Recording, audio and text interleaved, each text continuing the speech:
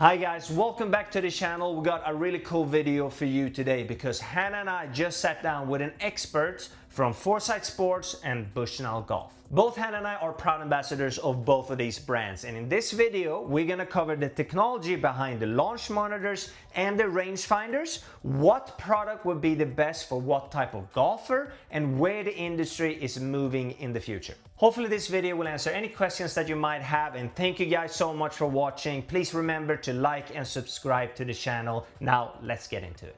Alright guys, welcome back to the channel. Today we're going to do something completely different because both Hannah and I use Foresight launch monitors and we get a bunch of questions about these units. So we brought in someone that absolutely knows what he's talking about, Tim Briand, to do a little bit of a video explaining exactly the technology behind Foresight and the Bushnell rangefinders. So first of all, Tim, who are you? Good to be. Yeah, thank you so much for having me on. So I'm responsible for business development and licensing across Revelyst Golf Technologies. Revelyst Golf Technologies is better known as Bushnell Golf and Foresight Sports. We also have another business unit called Pinseeker, and Golf Logics is new to the family we acquired last week. Oh, that's Cool, cool. congrats. So we're gonna jump straight into it. For those at home that are thinking about investing in your game, these units are not cheap. So we want to make sure that we keep you guys informed before you make a big purchase. So why don't we start from just the basics? What is a Foresight launch monitor? Yeah, great question. So the category of launch monitors kind of came on the scene in the early 2000s. And a lot of our competitors use Doppler radar to be able to track various elements of what the golf ball does and some parts of what the club does.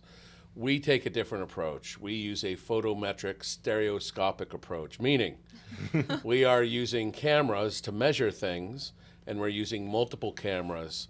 That's where stereoscopic comes from. So what we're doing is we're tracking the club and we're tracking the ball through the impact, and we're able to take those measurements and determine what the rest of the ball would have done without the environment affecting the shot. So a Foresight launch monitor uses cameras to take photos of what's happening, and other radar-based systems simply use radar technology. That's correct. So radar technology will take little radio waves and bounce them off objects. Yeah. And based upon the signature of those waves and how they're transmitted and received, they'll be able to identify where the object is in space. We take a different approach again in that we're taking cameras to actually track the object as it's moving through space. So why? So- Why, right? That's a big question. Great Why? question. Yeah. So when you're looking at any photometric sort of system, it's going to have inherent advantages over a Doppler-based system. Reason being that we're actually measuring what's happening as opposed to using algorithms to take aspects of the ball flight and work back to the club. So when you're looking at data sets from a Foresight or Bushnell Golf launch monitor, what you're seeing is a direct measurement of what the club is doing through the impact zone, and you're seeing a direct measurement of what the ball is doing as it's leaving the face. So to simplify this, a radar system, they will look at the golf ball, let's say sliced a crazy amount, and it will then calculate from the flight that the face should have been this much open and it should have been on this path. But you guys actually takes photos of the face and measure exactly what the face is doing. That's exactly right. Is that pretty much right? Yeah. Summary at a high level, that's accurate. So if you're using a Doppler-based machine, it's going to be taking elements of the ball flight, and it's going to say, well, the ball started in this direction, and it curved this much going this fast with this much spin on it. Based upon those things, the face should have been here, the path of the club should be here, and that's how you ultimately hit the shot. The problem with that is the moment of impact is incredibly complicated, especially when you start looking at clubs that have curvature on the face, and especially when you start looking at the fact that I can make the face of the club point to the right of the target by either opening the face or by lifting the handle. So if you think about that, there's two different ways to make a shot start to the push side of the target. a photo-based machine or a photometric machine is going to measure the club in 3 dimensions, whereas a radar-based machine is only going to know that the ball started over there, and it's not going to know the specific orientation of the club when it hit the ball. So super interesting. So, I mean, obviously, you know, Hannah, you're on the second biggest tour in the women's game. I coach some of the best players in the world. I'm decent at golf myself. Played on worldwide tours, but when I go out to the tours now, I see a lot of Foresight units. Do you believe that's just because they get more accurate club data, or why do you think Foresight in the last couple of years have kind of started to dominate the tour side of There are a few usage? reasons. You know, one of them is the screen on the device. They're just very easy to use. You can press a button, put the unit on the ground without having to hook it up to a phone or a tablet or a computer, and you're able to experience the product. So that's one influencing factor. Another factor is that all of our devices have a barometer inside the unit. So what that means is that when you're seeing a distance on the screen, that's the distance that the ball's flying where you're standing based upon the barometric pressure. That's a lot different than a lot of other launch monitor units that are not factoring in the barometric pressure. They may try to make adjustments for elevation or maybe temperature, but ultimately the thing that affects the way that the shot flies more than anything is going to be barometric pressure. So this is something that if you take this product up at altitude, let's say we were to go up to Salt Lake City and play golf this afternoon, you would get very different distances based upon the barometer in the unit than if we were to test, let's say, in Miami at sea level. That's true. You know, sometimes we drive 2 hours up to Flagstaff, and my gosh, the ball is flying a long way. And we were up in Tahoe a couple of weeks ago, and it's crazy. So what exactly is barometric? I mean, I can't even say it. Barometric pressure. Yeah, what is that? It's basically the density of the air, right? So think of the golf ball as it's flying through the air. Think of it almost like an airplane wing, okay? And the more backspin that you put on a shot, that's kind of like an airplane wing when they put the flaps down. So that's going to create more drag and more lift, right? Correct. Barometric pressure is going to affect how that ball aerodynamically flies. So if the air is more dense and you have a lot of spin on your shot, it means that the ball is going to curve a lot more, and it also means that it's going to create a lot more drag. What does all this mean? It means that if you play in very dense air, the ball is going to curve more and go a lot shorter. Exactly the opposite is true here in Phoenix. You know, when we're looking at how the ball flies here in Phoenix in the summertime, it's extremely warm, and especially in the monsoon season, where the air density can somewhat get a little bit thicker, you can start seeing shots fly a lot farther than you normally would think. And the nice thing about using a Bushnell Golf or a Foresight launch monitor is that you don't have to worry about that. It's just going to tell you the answer. I mean, that's my main thing that I appreciate about, I usually travel with the GC3S, and my favorite thing about it is the first thing I do when I get to a tournament, because I don't always look up like the barometric pressure or the elevation of where I am, I just set it down and I say, okay, how far are my clubs going this week? And that's how I know. And then I map it the first day of every tournament, so I have each club distance as I start out the week, because last week in Sweden, the ball was going nowhere, and it was cold, and it was like so many factors making the ball not spin as much, and then you see it kind of tumbling out of the air, and it's not traveling as far. So having something like this instead of guessing is the best thing ever. Something that Foresight launched this year together with Bushnell was the My Bag assessment. That's right. Which is the coolest thing, so because if I ask my dad or anyone, how far do you hit a 700 or 150? They had no idea, bro. Like, they literally have no idea. And it's like 150 where? Most people don't know how far they hit it. Just quickly cover, what is the My Bag and how does it integrate together with Foresight and Bushnell? Because, you know, when you guys kind of became one, you created something really cool. So in 2021, Bushnell Golf was owned by a company named Vista Outdoors. And Vista Outdoors decided that they wanted to acquire Foresight Sports. So that created a very unique opportunity in that you had one company that specialized in distance measuring devices, specifically laser rangefinders and GPS devices. And then you had another company that specialized in launch monitors. So if you think of it, you've got one group of folks that tell you how far you have to the target, and another group that tell you how far you hit it. It seems like they should talk sometime. So we've been working for a while to integrate the two technologies together. And the concept behind My Bag is that it helps characterize or tell players exactly how far they hit it with every club in their bag. And then all of that information is then pushed into the Bushnell Golf ecosystem. So whether you're using the Bushnell Golf app on your phone, it's going to tell you your dispersion circles with every club in your bag and how far you hit it. And if you're using a distance measuring device or a laser rangefinder, when you click the button on the laser rangefinder, it's not just going to tell you the actual distance and the plays-like distance. It's going to tell you what club you should specifically Which use. is insane. And that's only on the X3 Plus unit Correct. as of right With now. Link. That's with correct. Link technology. That's exactly. correct. So it's all Bluetooth-enabled Bushnell Golf laser rangefinder Okay, devices. cool. Yeah. And one of the things that I think is important to understand about this is when you look at distance measuring devices, specifically laser rangefinders, a lot of them will have slope calculations that are built in. Well, if I hit the ball high versus I hit the ball low, the slope is actually going to affect my shots differently. 100%. And between you and I, like that's Yeah. something we always talk about is slope affects his ball a lot more than it does mine. No, Right. a lot less than it does yours. A lot less. Really? Yeah, because my flight is all significantly about the- higher than yours. But isn't it because if you spin it more, doesn't all of that affect your ball more? Or no? So let's think about it. If you have a green that's very elevated, if your ball flight is very low, that slope is going to be extremely that makes effective sense. compared to someone that hits it really high. Wouldn't you say Correct. that? That's exactly right. So now, what's happening now? Because now you get a more That's accurate correct. slope number, right? So what's happening is we're characterizing the trajectory that each club goes in each player's bag. Wow. So we know that your 9-iron goes 110 feet in the air, or maybe it only goes 60 feet in the air.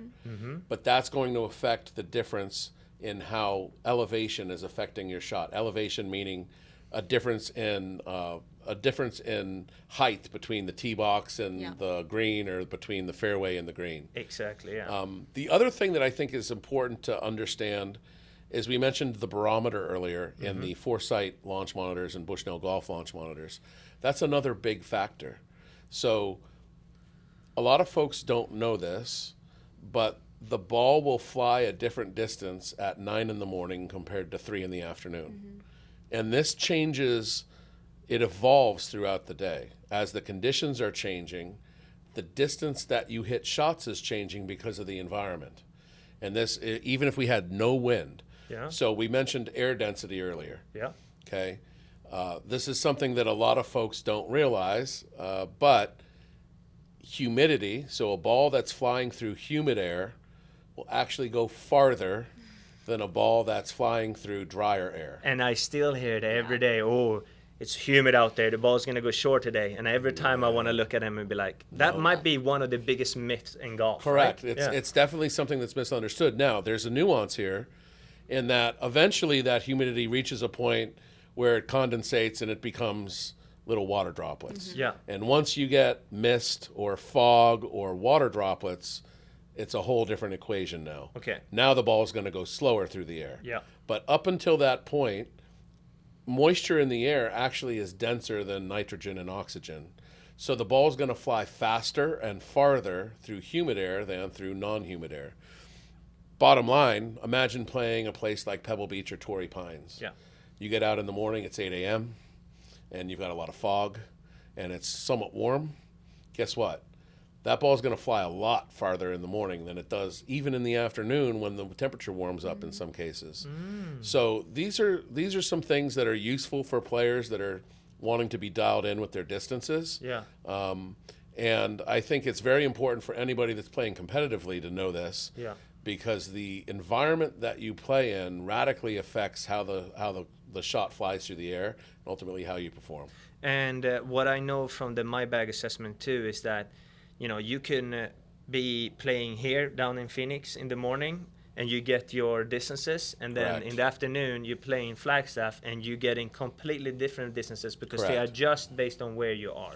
So Yep. it's really today's distances more than like I always hit 7.9 150. right. No, in Flagstaff I hit it 163. In Florida, or sea level in Florida, I hit it 147. So you get your distances based on where you are, pretty much, right? That's exactly right. The 3 years ago now, gosh, time flies. University of Texas won the national championship right up the road here at Greyhawk. Yeah. And one of their players was faced with a very difficult shot on the 18th hole. 18th hole at Greyhawk, you've got water in front of the green. This player had like 195 yards. Normally that would be like a 7-iron, maybe a 6-iron. And in the practice round, they had been using one of the Foresight launch monitors to calibrate their distances. And what they figured out was that late in the afternoon, due to a few different reasons, they were actually able to hit an 8-iron that distance. Wow. I couldn't imagine hitting an 8-iron from 195, but Kids Me nowadays. either. Yeah. No, but yeah. bottom line is this helped dial that player in so that when they hit that 8-iron shot, they ended up hitting it fairly close to the hole, made the putt, win the national championship. Had they have not known how much the environment was affecting shots late in the day, maybe they don't hit an 8-iron. Maybe they hit a 7-iron, they hit it to the back of the Yeah. green, Yep. and there's a different outcome. So You know That- what's funny? Like, all of this stuff that I see Bushnell and Foresight coming out with now is all the stuff I've seen pros do by themselves for so long, which is really cool because literally at the beginning of the week, the first thing you want to find out is how far is the ball going here. Then you want to figure out, like, how far does the ball go with the wind, all of that stuff. And, like, the stuff that this is calculating for you, which club to hit, which one is a conservative Right. club versus like a more aggressive club. The fact that this tells you that now is literally like having a tour caddy calculating all of that for you. It's really cool. Yeah, before you had a whole team, right? Had a whole right. team, like, you know, I know we've always asked Ping, they have kind of like a chart for how far the ball right. is flying of different places. Like now we kind of get that inside and with this technology, Well, which and is everyone gets it. and everyone can get it. But a typical factor, just like you mentioned there, having this technology every time you play, you will know how far the ball goes, but you will be able to adjust and learn more about how outside factors affect your flight. I, for example, love to use my Foresight in wind because what I do in a par 3, I put it down, let's say it's into the wind, 10 miles per hour. I hit a shot with my 7-iron. I can look down in the launch monitor and it will tell you how far that ball would have gone with no wind, right? Correct. Because it doesn't take wind into account because it's not a radar-based system. And then I see where the ball pitched and I can say, okay, for a 170-yard shot, 10 miles per hour wind affected it to 154 or whatever it might be, right? And it's really helped me develop as a player to understand outside factors, how they affect my golf ball and how far I actually hit each shot in different conditions. that's a huge reason why you see so many tour professionals these days using our products on the golf course. Yeah. So they will use them paired with a Bushnell Golf rangefinder device, which has a slope algorithm built in. So in the practice rounds, the players have the slope turned on. Yeah. And imagine if we're hitting a shot that it's 150 yards straight distance, but it's downhill, and that's making the shot play like 142. And then maybe you're downwind 10 miles an hour, and that's making it play like 130 maybe. And then maybe you have a very a very humid, hot day. Maybe it's playing 125 now. Yeah, it's insane.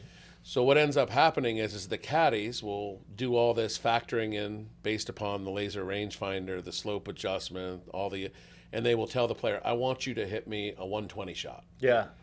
Well, this machine is going to know if you hit that 120 shot or not. Exactly. So now we know the difference. Did I not hit that shot close to the hole because I didn't hit the shot that I should have hit? Yeah. Or did I not hit it close to the hole because The information was wrong. Right? because the Whose fault yardage was was it? wrong? Yeah, It yeah. plays like Can I yardage blame was the wrong. caddy or not, Yeah, right? whose fault? It's never the player's fault, so it's normally the caddy who gets it. So, there are a couple camera-based systems on the market. Why do you believe this is the best one? So, number one, we've been doing this a very long time. You have, yeah. That matters in the world of technology. We see a lot of newcomers to the marketplace from a brand and product perspective these days that are using cameras to measure, to measure shots. We see them making a lot of the mistakes that, frankly, we made in the early days. Okay. So that counts for something. That experience counts. Our camera, if you look at our lenses, if you were to take a look at our lenses in the machines, they're very complicated. It's an array. It's a stack of multiple lenses. Some of those lenses are intended to focus in very tight, some very broad. Some are in there to filter out certain types of light. And then all of the machine vision that goes into understanding, okay, this is a golf ball that's in the frame. Okay, this golf ball is moving at this speed. Being able to capture in all conditions with a photo-based system is incredibly difficult. So is the simulator very dark lit, or is it very bright? If we go outside, is the sun very bright or is it dark? What type of grass are we hitting off of? All of these things can affect camera-based systems. And so when we look at what our team has done throughout the years to continually improve the product, we have capabilities that have been developed, whether it's being able to capture in certain lighting conditions, or being able to capture certain conditions that other competitors can't. It's where we get a huge advantage. The other thing that I think is important to understand is that the quality of capture is not always the same. Okay, so just being able to see a video replay of the club moving through the impact zone, I can understand where some players may get a lot out of that, but not having a defined metric of the face was 2 degrees open or 3 degrees closed. If you're not ultimately measuring the club face, you're leaving a lot to chance as far as your assumptions that are happening. And when we look at a lot of competitors, we'll notice that they may have a very nice 2D capture of the club going through impact, but when we look at their measurements of the club, if you looked at 10 shots that a robot hit, that consistency of the measurement would only be consistent 5 or 6 of the time. So I ask you the question, if I was selling you a dozen golf balls and you knew that 5 of them were going to fly crooked, would you buy them? No, absolutely not. No. And that's why if you go and look at Tour, there is no other camera-based systems out there. There's just not. There's literally no one. But is there like an obstacle or a mistake that you guys caught early on that really like stands out to you? Something that was difficult that you see other people struggle with? Sure. Something as simple as capturing outside in daylight. Yeah. Right? Yeah. Our camera system is an infrared system, so we're not looking at light the way our eyes look at light. If you look at one of our images, we don't know green or blue or red. We know the infrared spectrum. You can imagine when you go outside with a bright sunny day, the amount of infrared that's coming out of the sun is pretty intense. That is a very difficult condition to overcome. So when you look at a lot of competitors that have camera-based systems, you'll notice that they're optimized for inside, but they don't work so well outside. Correct.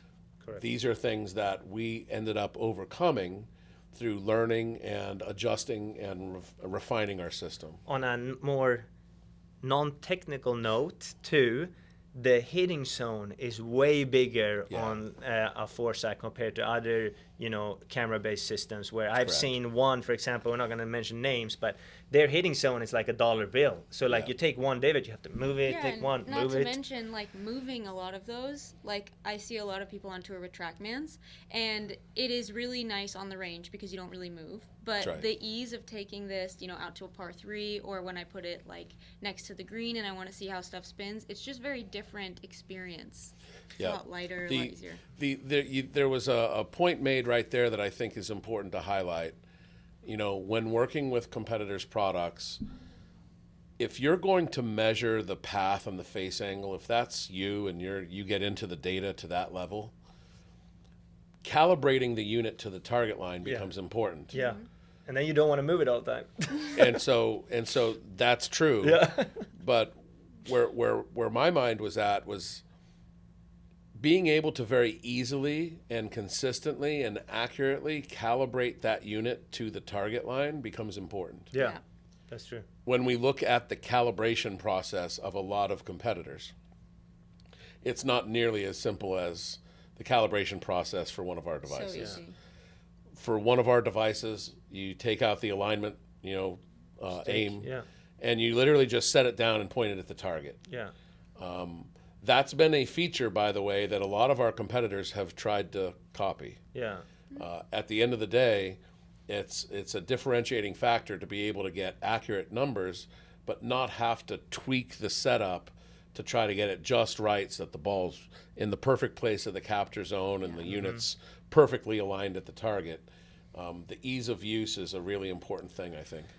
Yeah. One thing I want to touch base on is the first time I met you, we were at True Spec, and you brought out a pen and paper, and I, think I know everything, obviously, and you explained to me, I think it was spin axis. Yeah. And why, this might be, Foresight units might be the only unit that could accurately calculate Correct. spin axis. Yeah, there's a very interesting nuance to that. Yeah. If you're working with any Doppler-based system, the Doppler-based systems don't measure the axis tilt of the shot. So if you hit the ball off the toe or the heel, or if you cut across the ball from one angle or another, you're going to create spin that's on an axis. Yeah. It's kind of like a bike tire. So what happens when you lean a bike to the left or to the right? The bike turns. Yeah. Right? Or an airplane wings, right? There you go. Yeah. Back to the airplane analogy, right? So spin axis ultimately is what creates the curvature of the ball, right? Now, in the Doppler radar world, they don't actually see the spin axis in most cases.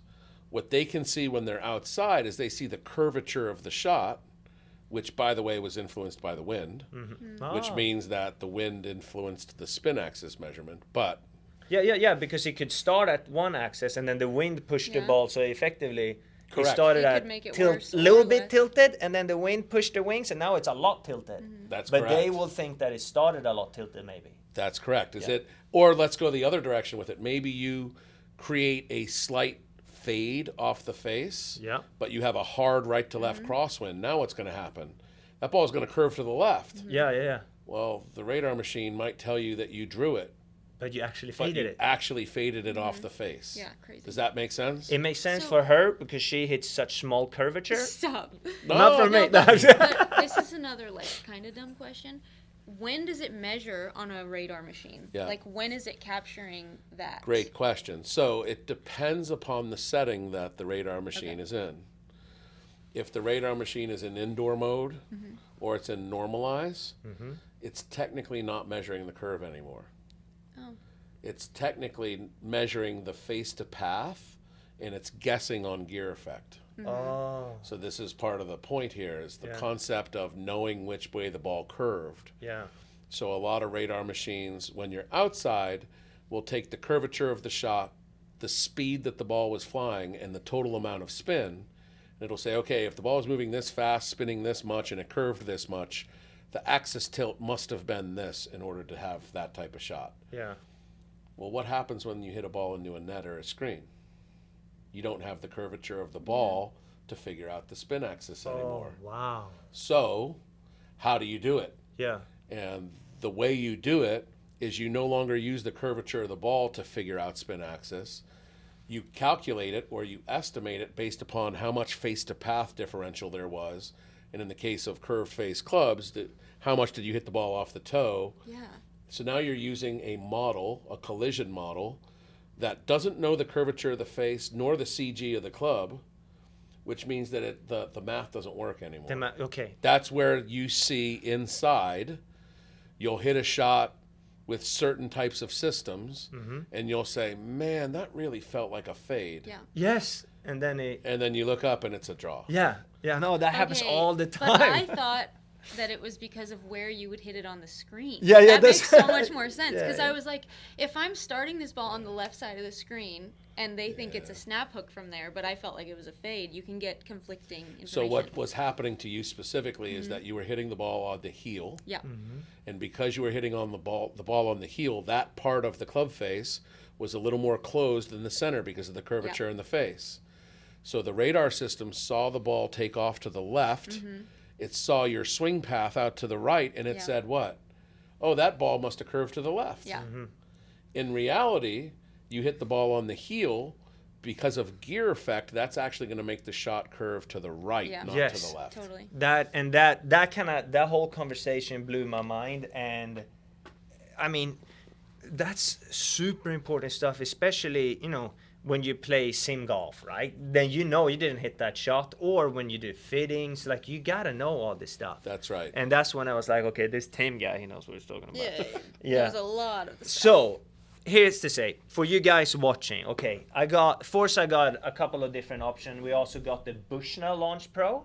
We got the GC3S and the GC3, and then we got the Foresight Quad and Foresight Quad Max. That's right? correct. So quickly run through the different units here and kind of pinpoint the differences between them.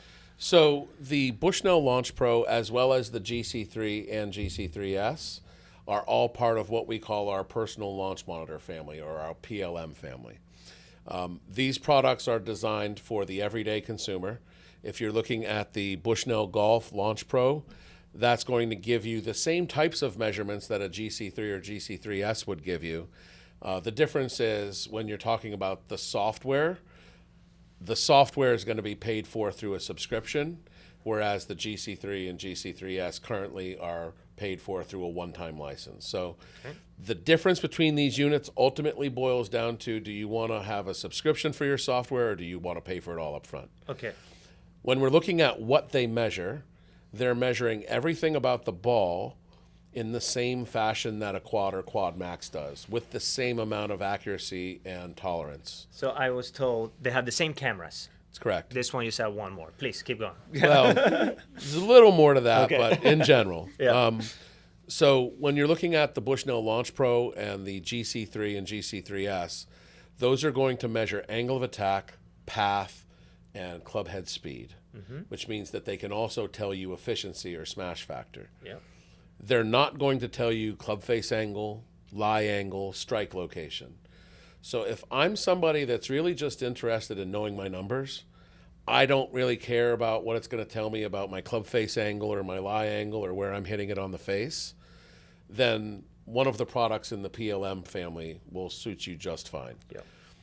So if you're somebody that's just into knowing the distances that you're hitting the shot and basically how fast you're swinging, or if you're somebody that maybe the data is not as important to you, but you want to use a launch monitor to play simulator golf, there are a lot of folks out there that play sim golf that don't care so much about the data. They just want a machine that's going to accurately work every single time. These devices are wonderful tools for that. And one to mention too is the LPI, right? That's correct. There's another one that is specifically only designed for Simulator golf, because that's it right. doesn't have the screen on That's top, correct. and you have to plug it into a battery. So that's like a little bit cheaper than these. So, but Correct. you limit that. That's only. That's correct. Right? You would not use that out on a driving range or bring it out on a golf course with you. You can use your phone as the screen for the Launch Pro Indoor LPI. Yeah. But it's designed to be used inside in simulator play. Technically, for somebody that may not be as refreshed as far as their knowledge of data, but they really kind of want to use the machine to play sim golf.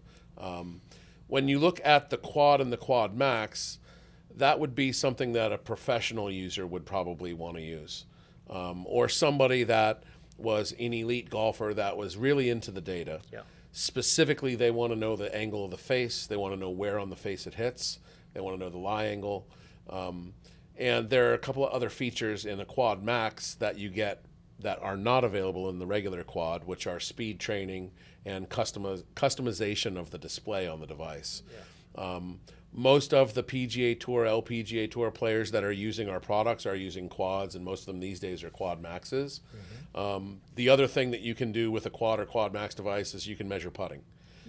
When you look at any tournament, go to any live tour event, go out there on a Monday morning, and you're going to see Mr. DeChambeau out on the putting green, and what's the first thing that he's going to do? He's going to plop down a quad, and he's going to start measuring aspects of his putting so that he can dial in his speed. Yeah. And so when you're looking at the versatility of the machine, meaning the quad max, personal launch monitor devices, GC3, Launch Pro, LPI, and GC3S, one of the nice things is you can use them anywhere. Yeah. Simulator, driving range, or out on the golf course. And I know that, for example, like Hannah, she likes the GC3S because she's not as much into the data as I am. When you go out on tour, you're mainly just looking at how far did the ball go, right? Yeah, and it's lighter. And I have a weight limit to keep things under because I'm going to Europe, so it is lighter. It's a little bit smaller, easier for me to carry. Yeah, I'm on that, and I'm very interested in the data. I also do some coaching, so I want to know everything. I want to be able to give myself and the players that I'm working with the most accurate data and show everything to them so there's no stones left unturned. Right. So I would use the Foresight Quad or the Foresight Quad Max. That's right. Now, I think it's also important to remember there are two other devices that we offer. They hang on the ceiling. Yeah. One's called a Falcon. The Falcon unit has the largest strike zone of any device right now in the marketplace. Okay. So you've got almost a 5-foot wide strike zone. It's almost 2.5 feet deep. So for somebody that wants to only play sim golf, and maybe like you could understand where you have to position these devices if you're playing sim golf and you got righty lefties, it could be a little bit challenging. So for folks that want to play sim golf and they want a versatility to go right-handed, left-handed very easily, the overhead devices are a great option for that. The Falcon device was launched 2 years ago. That's going to give you all the measurements that you're going to get out of a quad or a quad max. The nice thing about the Hawk device, that's been out in the marketplace for a good while now, I want to say 8 years plus, that machine can also measure soccer. If you want to do some soccer stuff, whether it's football, European over here, It means football. Football. Okay, got you. so yeah, that's kind of like the general walkthrough as far as the devices. And you know, really the personal launch monitor, the PLM devices are designed for the folks that maybe don't want to take as deep a dive into the data, but they still want to get really good quality information. And it's very important to them that the machine tells them how far they hit it. And you can connect all of these to the Bushnell to do the My Bag assessment, That's right? correct. And to your Bushnell That's correct. Rangefinder. I do believe there's a deal right now too that if you buy a GC3, I think you get the laser with it. We've got a very interesting lineup going through the fall as far as different campaigns and promos. Okay, Cool. okay, Stay tuned. okay. So you gotta check it out and make sure before you purchase. Yeah. Make sure that you know what you're gonna get. But yeah, absolutely. I want to talk a little bit about the Bushnell rangefinders as well, because lately there have been a lot of cheap competitor enter the market, right? You always refer to them as you can find them on the TikTok shop, and They're called knockoffs. they're not called. maybe, but I don't believe that they're knockoffs because I've tested a ton of them and they are nowhere close to a Bushnell rangefinder. You know. The same thing here. 97% of players on tour or professional golfers still only trust Bushnell. That's correct. Why do you believe that's the case, and what have you seen from the cheaper options that kind of flood the market now? There are a lot of different reasons why you'll see a laser rangefinder come to market for under $100. Yeah. When you look at those value distance measuring devices, what are you going to see different from a premium-made Bushnell Golf laser rangefinder device? Number one, durability. Yeah. I don't know about you, but I've been downright abusive to my Bushnell Golf rangefinder sometimes. Hannah just asked me yesterday why I'm throwing it on the ground. So Yeah. And so when you look at, I've left mine outside. Yeah. And here in Phoenix, 120-degree weather. Yep. I've left mine out in bad weather, Yeah. And so when you look at how the product performs durability-wise and reliability-wise.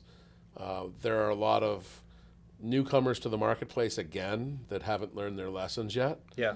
And when you look at the durability and quality, it will go down over time. Another big thing that I think is super important to highlight is the consistency from one unit to the next. So if we take out any one of the Bushnell Golf Laser Rangefinder products, let's say we take 10 of the same model and we shoot the flag with 10 of what are supposed to be this exact same product. Mm-hmm. With a Bushnell golf device, you're going to see a variance of plus or minus 1. If we looked at some of those lower tier products and you measured 10 of them, you'd get a variation in some cases plus or minus 6, 7, 8. Yeah. And what that means is on any given shot, it could be giving you a distance that's 7 short or 7 long. We don't know. Yeah. And so I think that that's a very important thing, that when you open up a Bushnell golf product out of the box, you know what you're going to get. And you're not rolling the dice that maybe this is a good one, maybe this is a bad one. I don't know. Let's give it a whirl. I think with the Bushnell golf devices, you know that when you click that button, you're going to get the number that it actually is. Yeah, I think it's kind of frustrating because the big thing, like, we live in this era of dupes. Like, you're trying to find the same product for less. And I think a lot of people advertise those cheaper options as, oh, this does all the same things, but it's half the price. But as someone who I used this one Bushnell I got in high school all the way through college and into my first 2 years as a pro. Mm-hmm. And there's a reason that you see pros out on tour with this tank of a unit. Like, it is a Bushnell from like 2001, and they love it and they still use it because the numbers that they get from it are super accurate. And on top of that, they're not shooting the tree behind the pin. They're not getting the fence post. They're not shooting all these random things. They know that they're hitting the pin every time, which I don't that's know. Yeah. Unmatched. Like, it really locks in on the target in a different way. And I know Bushnell has a lot of patents that, you know, other people are not allowed to infringe on. That's I know correct. there is one thing where it literally tracks your eye. So, like, the whole user experience is completely different compared to anything. If you ever go to, like, a PGA Superstore, look into one of those cheaper options and then look into a Bushnell, you know what I'm talking about. That's right. When you're looking at just the quality and durability of the product, there's a reason why it's the most utilized laser rangefinder out on the PGA and LPGA tour. Yeah. Bottom line is, you know that the device is going to work well after you purchase it. Oh, and by the way, the predecessor of these devices, I don't know if either of you have ever used one, but the original Foresight launch monitor, it's called a GC2. Yeah. So GC2 was a clamshell kind of device. It opened up. I've seen those. Kind of like a flip phone. Mm-hmm. Now, a lot of people don't know this, but before Foresight Sports was a thing, the engineering company that ended up becoming Foresight Sports was contracted to make a launch monitor for Nike. Oh, wow. And the GC2, in a previous iteration, was actually the G100 Nike launch monitor. Wow. And so when you look at that tenure in the industry, I mean, we're going back a long time now, we have some big box enterprise partners of ours, like some of the biggest sporting goods retailers in the world, have 12-year-old GC2s that are still kicking. No That's way. unbelievable. Yeah. So, I mean, how many phones have you gone through in 12 years? How many computers? Like 12. Yeah, exactly. But this little 2000, late 2000s era clamshell launch monitor device is still kicking. So impressive. Yeah. I was wondering, you're obviously in this space and you also played high-level golf and you've been a fitter, so you know all aspects of the industry.